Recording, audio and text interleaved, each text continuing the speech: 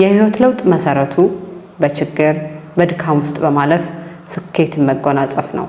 የሰው ልጅ ኑሮን ለማሸነፍ በቅድሚያ ራሱን አሸንፎ ዝቅ ብሎ መስራት መቻልን መልመድ የብልሆች ውሳኔ ነው።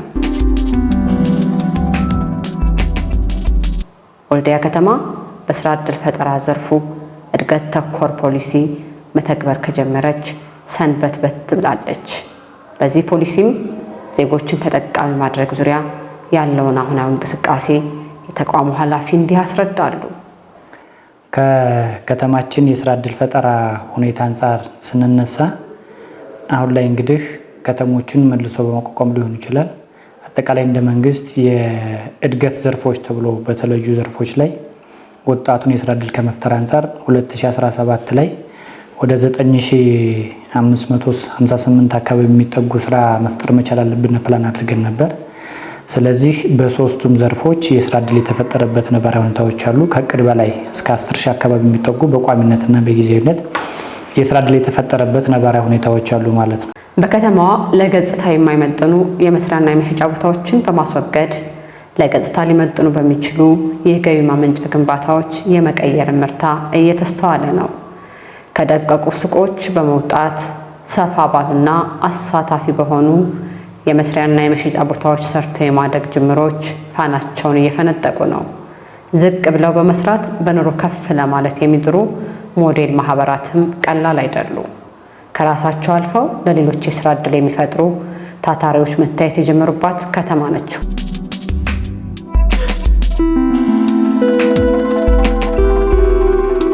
እንደምታዩ እነዚህን ቆሻሾች ከተለያየ ቦታዎች ተለቅመው ይመጣሉ። እኛ መልሰን ተጠቅመን ወደ ገንዘብነት እንቀይራቸዋለን። አንደኛ ከተማችንን እናጸዳለን። ሁለተኛ ነገር ደግሞ ከተማችንን ከማጽዳታችን በላይ ደግሞ እንደምታያቸው ትልቅ የስራ ዕድል ፈጥረን ቢያንስ እዚህ ግቢ ውስጥ አንድ 30 ያክል ሰራተኞች አሉ። ሌሎች ደግሞ ይህን ሃይላንድ ከተለያየ ቦታ መጥተው ሰብስበው ለኛ የሚያስረክቡ ልጆች አሉ። ቢያንስ እነዚያ ከ70 ያላነሱ ሰራተኞች አሉ ማለት ነው። እነሱም የኛ ተጠቃሚ ናቸው። እዚህ ግቢ ውስጥ ግን ከሰራተኛ ጀምሮ ወደ 30 ሰራተኞች አሉን።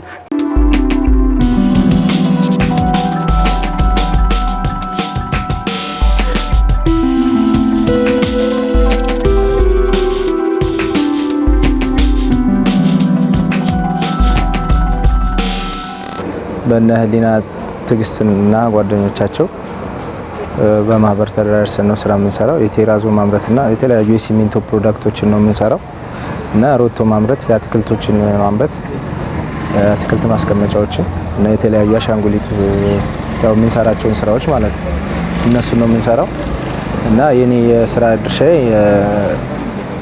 የማኔጅመንት ስራ ነው የምሰራው። 19 ሰራተኞች አሉን። ከዚህ ከቴራዞ ጋር 19 ሰራተኞች አሉ። ራይዘር እና ትሬድም ምናምን እንሰራለን። ፋይበሩ ጋር ወደ 6 ሰራተኞች አሉ፣ ሮቶ ጋር ማለት ነው። እስካሁን ድረስ ያው የምንሰራው እስከዛሬ ድረስ ያው ማህበረሰቡ ጋር ነበር። አሁን የመንግስት ድርጅቶች ላይ እየሰራ ነው። ለምሳሌ የወልዲያ ዩኒቨርሲቲ ኮሊደሩ ጋር ወልዲያ ኮሊደር እና ሌሎች ቦታዎች ላይ ኮሊደር እየሰራን እንገኛለን። በተለይ በዘርፉ ሩቅ የሚያስቡ የራሳቸውን የቤተሰባቸውንና የመንግስትን አቅም በማቀናጀት ራዕይ የሰነቁ ዜጎች ውጤታቸው ይናገራል። ከተማ አስተዳደሩም ያለውበትን ሁኔታ የስራ ፍላጎቴንና ለስራው ያለኝን እንትን በማየት ይሄን ሼድ ገንብቶ ከሰጠኝ በኋላ ብድሮችን ከተለያዩ ድርጅቶች አካላት ሃይማኖቴ በሚፈቅደው መንገድ እስላማዊ ያሉ ከወለድ ነፃ በሆነ መስመር ብድር ስለተመቻቸልኝ እነዛን ብድሮች ወደ 600 ሺህ ብር በማውጣት ስራዬን ለማስፋፋት ችያለሁ።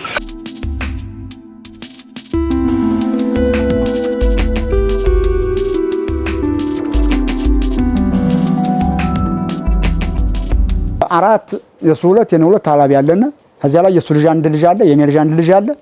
6 እኔና እሱ 7 8 8ታችን አሁን ይሄንን ያው ሀኛ ውጭ ያው ለ6 ሰው ስራ ፈጥረናል ማለት ነው።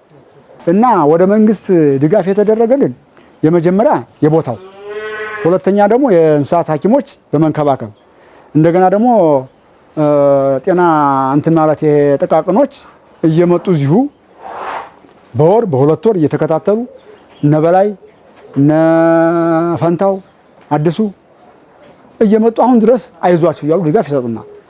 በአንድ ላም ነው የጀመርኩት። ያችን ላም በአመቱ አንድ ጨመርኩኝ። ሲቀጥል ደግሞ እንደገና በአመቱ እያልኩኝ አሁን ከዚህ ደርሻለሁኝ። ያው ላሞቹንና ላሞቹን በቤተሰብ ድጋፍ ነው የገዛዋቸው። እንደገና ደግሞ መንግስት ቦታ ሲሰጠኝ ደግሞ እነዚህን ጨምሬ አሁን ወደ 10 ነበሩ። አሁንም የሚታለቡት እነዚህ 6 አሉ። ሁለቱን ደግሞ ቀለብ ምክንያት ትንሽ ቀንሻለሁኝ። አሁን በቤተሰብ ድጋፍ የተገዙ ናቸው እነዚህ። መንግስት ደግሞ ይሄን ቦታ ስለሰጠኝ አሁን እርባታውን በበለጠ ደግሞ በተሻለ ሁኔታ ለመስራት አስቤያለሁኝ። የከተማዋንና አካባቢዋን የሰላም እጦት ስጋት ወደ አስተማማኝ ሰላም ለማምጣት የሚደረገው ጥረት እረፍት አልባ ነው። ሆኖም በዚህ ወቅታዊ ችግር ውስጥም የእድገት ተኮር ዘርፉ ጉዞ እንዳይስተጓጎል የሚደረገው ጥረት ከፍተኛ መሆኑን ኃላፊው ያብራራሉ። እንግዲህ 2017 እንግዲህ ከ2 ዓመት በፊት ጀምሮ እንደ ክልላችንም እንደ አካባቢያችንም የገጠመን የጸጥታ ችግር አለ። ያንን የጸጥታ ችግር ተቋቁሞ ለወጣቱ የስራ እድል ከመፍጠር አንፃር የተሄዱባቸው ርቀቶች እውነት ለመነጋገር ከሆነ በጣም ጥሩ ውጤቶች ያየንበት ነው። ይህን 2018 ላይ ደግሞ አሁን ካለው ከስራ ፈላጊ ወጣቱ ብዛት አንፃር በሰፊው መስራት መቻል አለብን ብለን እንደ ከተማ እቅድ አቅደን እየተንቀሳቀስን ነው። ጥሩ ጅምሮችም እንዳሉ እንግዲህ ያየንበት ነባራዊ ሁኔታዎች አሉ።